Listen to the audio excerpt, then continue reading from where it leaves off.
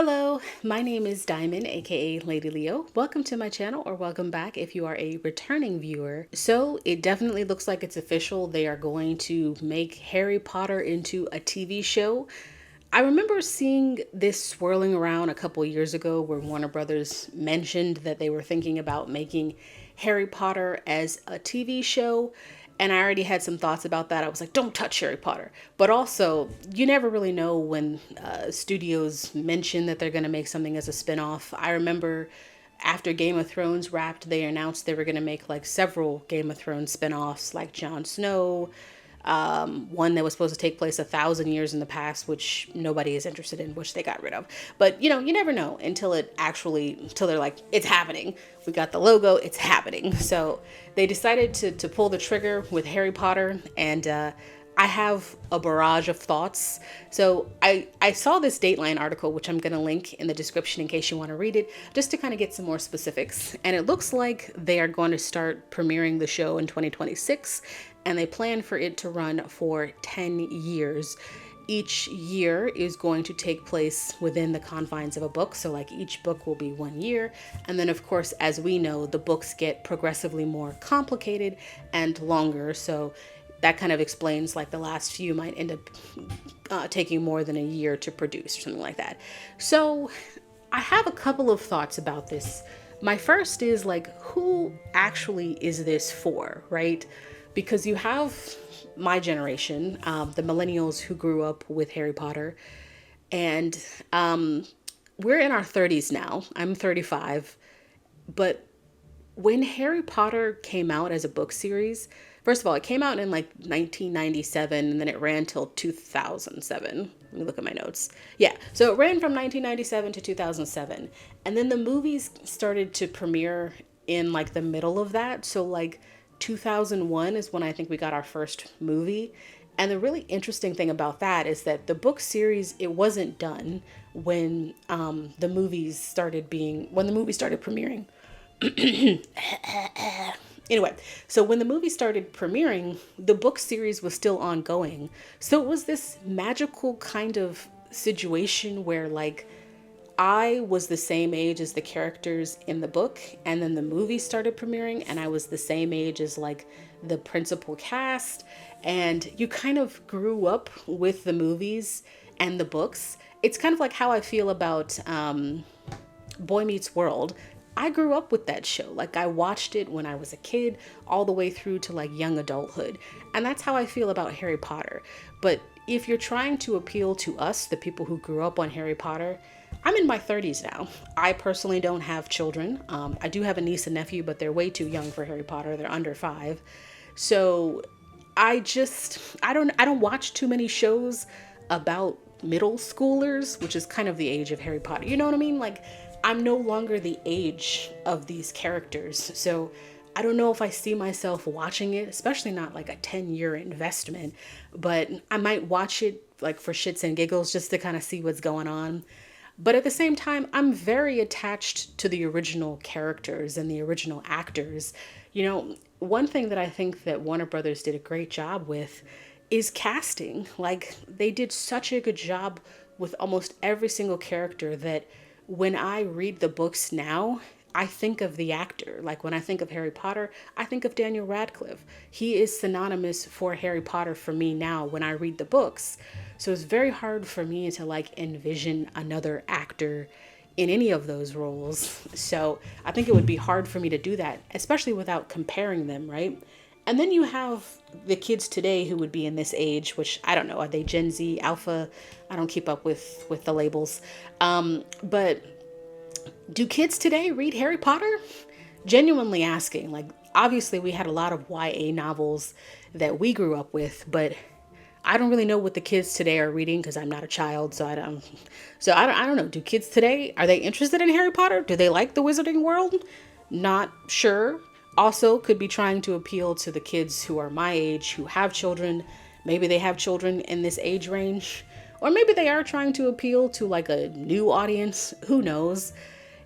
I feel like there's a part of me that would have loved a continuation, like because there's so many shows that I love, like they have this we're going through this era of really like circling back to those shows and those movies, those legacy things. But instead of seeing a revamp, I would have loved a continuation. You know what I mean? Like, I would have loved to see the other actors come back and reprise their role and just pick up with their lives at the end of that epilogue, or maybe in between that epilogue, in terms of the last movie. So that would be what I would be interested in, because now I am the same age as the actors are in real life.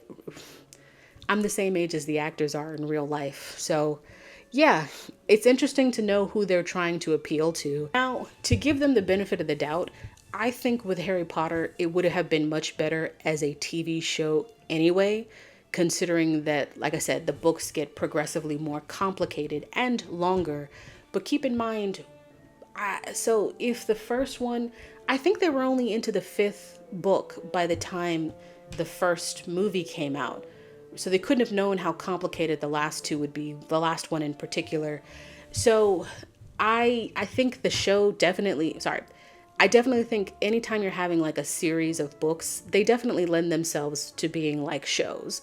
But like TV wasn't viewed in the way that it is now, where like you can have just as much cinematic quality on TV as you can like on a movie. Back then it was like, okay, movies are this, and like TV shows, unless you're talking about like a network like HBO or something like that. So I can understand why they did it as a series of movies. And I can understand how they've designated 10 years. Something that the movies ran into, like in the beginning, is I remember them when they first started launching the movies, they were planning on doing like one a year. So like 7 years we would have gotten each one. But they realized as time went on, that was just not going to be possible. So after a certain point, I think it was after like the third or fourth movie, it started to be like a 2-year gap in between the movies. And I can understand that happening with the show, but this is a really big undertaking for Warner Brothers, if you think about it, right? You want to make Harry Potter into a show.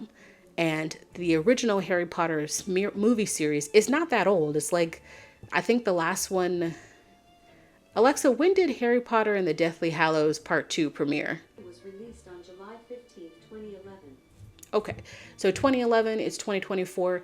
It's been less than 15 years since the last one came out. So it hasn't been that long since the last one, you know what I mean? So to sit here and say we're going to make it a TV show and we're going to commit to 10 years, that is a huge commitment on the studio, on the audience, on the actors. I mean, I just don't have too many shows like by today's standards that I've been watching for a decade. You know what I mean? And I don't know how many kids have TV shows that they've been watching, like that they grew up on. It's so different now, you know, like because you have access to streaming and you basically have access to everything, you can watch anything and everything you want whenever you want. Whereas, you know, when I was growing up, didn't exist. So when I watched Boy Meets World, it was special. It was unique. It was when it came on, it was like TGIF for, what was the network back then? I think the network was UPN, which became the CW. But yeah, there was like a block of time that they had a bunch of shows that I watched that came on Fridays. You know what I mean? So like, I don't know if you're going to be able to get the audience to commit to 10 years. And that's a lot of money for you as a studio to commit to a second time, if you think about it, because Warner Brothers did Harry Potter the first time around. So that's a lot for them to commit to as a studio too. So, and I think the thing that would make me sad is if this ends up being a good show and they only get through 5 seasons because like the audience just isn't interested after 5 seasons. So it's a big undertaking to sit here and say, we're going to make a TV show. We're going to commit to do it across 10 years and think that you're going to be able to maintain that audience for the entire duration that you would need to tell the story in its wholeness. Is it possible? Sure. I don't know. I can't see myself watching it for 10 years. Who knows, you know, hopefully we don't have any situations like The Witcher, you know what I mean? I have so many thoughts about what they're doing with The Witcher, but I'm gonna wait till the new season come out and we can talk about it. Anyway, I guess to me, it's just crazy to think that Warner Brothers is basically prepared to sink what will probably be billions of dollars into this franchise a second time. And I just don't know why. You know what I mean? Like, who's asking for this? Because I just have a hard time believing anybody's like, you know what we want? We want you to do Harry Potter right. I'm not in any way saying that the movies don't have their flaws, but I mean, most of the time they're pretty good. Like, I could sit here and point out several of my favorite movies. My favorite would be The Prisoner of Azkaban, which is my favorite book. And I love Alfonso Cuarón. So I check. That's the number one. Well, my number two, I quite like, obviously, part two's is good for the last one, The Deathly Hallows. But yeah, I mean, it's just so much money to sink into something. I don't know. Who knows? Hopefully this wouldn't be the Rings of Power situation. I don't watch the Rings of Power because I'm just not that into the Lord of the Rings. Like, I don't mind the Lord of the Rings, and I've seen the original trilogy, but like, I don't know too much, too deep. I'm not in it. But I just know that everything that I hear is that the show is not that good. And then on top of that, Amazon paid basically billions of dollars for scraps. They don't have the rights to say X, Y, and Z. They only have the rights to make this. And I feel like Amazon's probably not giving up that show anytime soon because they're like, we spent billions of dollars to get this. You're going to watch it. Well, somebody's going to watch it until they decide to be like, no. So yeah, I mean, I might watch the show purely for research purposes. Yeah, I mean, I'm not saying that it couldn't be good. I'm just saying that I'm very attached to the original cast, and it was a really interesting era for something like that. And not only that, like, it spawned the whole era of YA. We had the Hunger Games, which are my favorite book series. We had Twilight. We had the Mortal Instruments. There were so many like YA novels that were being adopted into movies or TV shows during this time. It was a really magical time to be a kid growing up with all these things and getting to see them on the big screen. So yeah, I'm interested to see where this goes, how this goes. This will be a huge undertaking for the cast. I mean, they're going to have to literally cast children like they did in Harry Potter. So that's going to be such a big investment for a kid. And I'm sure that's going to be like crazy. Like, if you get the role of any of the major three, that's your life for 10 plus years. They say 10 years, but who knows? They could end up splitting the Deathly Hallows into 3 parts. I mean, it's a very deep book and a lot of stuff goes on in that book. So yeah, I'm not rooting for this show to fail because I do love Harry Potter and the Wizarding World. I just am not super interested in understanding. Well, sorry. What I should say is that I'm always interested to understand like how studios decide what they're going to sink money into. And if anything, I feel like studios are a little overextended. You know what I mean? Like, Netflix is a good example of this because Netflix has so much stuff on their website. I have a hard time believing that anybody is watching more than like 10 or 15% of the stuff that they have. And I'm talking about like their original content, not like the stuff that they license out from other studios. So when they cancel like a really good show because they don't put up like Bridgerton numbers, it always makes me sad because I'm like, if you dialed it back a little and you weren't focusing on making like a bunch of different shit, and you could just, you would have some more money for that stuff that is really good, but it just doesn't have this cult following like Bridgerton does. Because it can't. How does it get a chance to have the cult following that a show like Bridgerton or Stranger Things does when it's getting a fraction of the budget and the marketing? You know what I mean? So, justice for the brother's son. I'm not letting it go. That was such a good show, but I knew they weren't going to make a second season because if you don't hear a lot of hype about it, you know it's not popular enough for Netflix to be like, we're going to greenlight a second season. And I'm just like, you know what? Stop making all this other shit that nobody watches and bring the brother son back. Also, I want you to bring back Shadow and Bone. I see all the people that put the comments and they're like, bring back Shadow and Bone. Obviously, we know it's not happening, but I was mad that they canceled that. I was like, oh my God, I love Shadow and Bone. Sorry, I got really off topic. Anyway, my point is that I would be interested to see how this plays out. Because again, if they start producing this in 2026, as they said they're going to, and they start like actually releasing it, 2036, that's a long time to keep an audience invested in a show. And I just don't know if you're going to get that commitment out of people, especially Gen Z kids. I don't know, they're interested in being committed to a show for 10 years.